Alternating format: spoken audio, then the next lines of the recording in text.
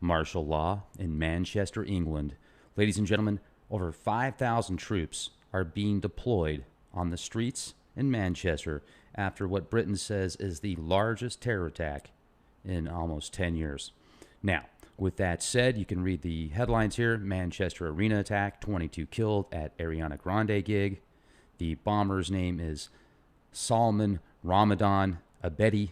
And here's what I find interesting is there's already articles out about who this person is and his background, and supposedly he's connected to ISIS and ISIL.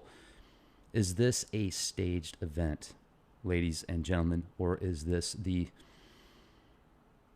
act literally of a crazy, deranged, lunatic terrorist that wanted to blow himself up to prove a point? What do you think? Now, what I find fascinating is 5,000 troops are going to be deployed as a deterrent. Now, let me just kind of read something to you real quick. This is from the Telegraph. Soldiers deployed on streets in race to foil second terror attack after threat level raised to critical. This is by Gordon Rayner. Up to 5,000 soldiers will be deployed on the streets amid fears that Manchester's suicide bomber had accomplices preparing further attacks. Theresa May has announced, for the first time in 10 years, the Prime Minister raised the terror threat to the highest possible level, from severe to critical, meaning an attack is expected imminent. So, with that said, if there is an imminent attack lingering, my question is, where, when, what was the last terror drill done in conjunction? That would be a good blueprint to look at for possibilities. So be prepared, be vigilant, whoever it is that's orchestrating these events, whether or not it really is ISIS or ISIL, and if it is, who's controlling them? And why is it now? Here's the deal, too. If you guys go to the recent video I did on the Manchester questions that I had, first of all, for anybody that lost their life, any family members that had or knew somebody that lost their life or was injured, my heart goes out to you. My condolences. Let's find out who the real bad guys are. Now, there's conflicting reports on the channel. There's been several people that said they live in the area and they can't find any evidence to the victims, like any social profiles. And there's also people that are saying it's absolutely legit and they know somebody that was killed in the blast. So what I think is key right now is to get as much information together as possible to who came up with the stories. Were the stories put out before the events? If so, are there any timestamps? Because there's been staged events before that the people that put these events together were so, or thought we were so stupid, the people, that they actually came up with donation pages before the events unfolded on the news. Pretty bizarre, isn't it? Literally raising the terror threat level to imminent.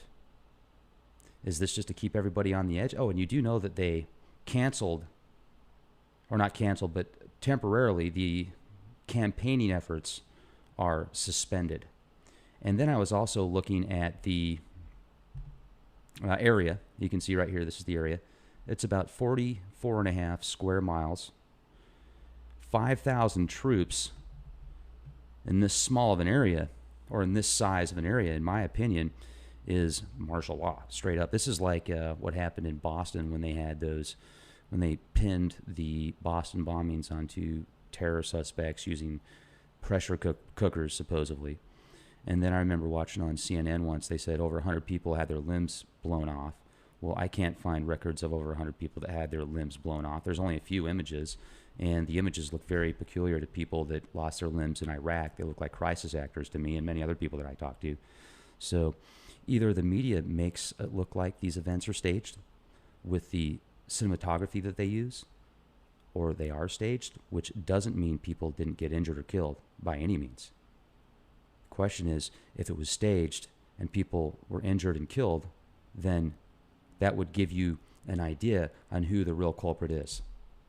That's why it's good to question everything, stay alert, stay vigilant, and also connect with people around the world and that are on scene to get to the truth. And what's next? Does this have something to do with Brexit? Does this have something to do with I was looking at the actual statistics on, who is most likely going to win the elections, and that over the past few weeks, the Conservative Party went from like 17% lead to about 12%, and then this happens. So once again, I just find it very peculiar that this terrorist event happens 4 days after the Manchester Police Department came up with a public apology about the exercise they did last year, which is only 9.3 miles away from this exact event, where they had a Muslim terrorist extremist actor say Allah Akbar as he blew himself up. I mean, just the coincidences here are overwhelming, in my opinion. What about yours? So, with that said, what's the end game? What's the end play here? What cards are being presented, and what can we do about it? Question everything. Leakproject.com. Be the change you want to see.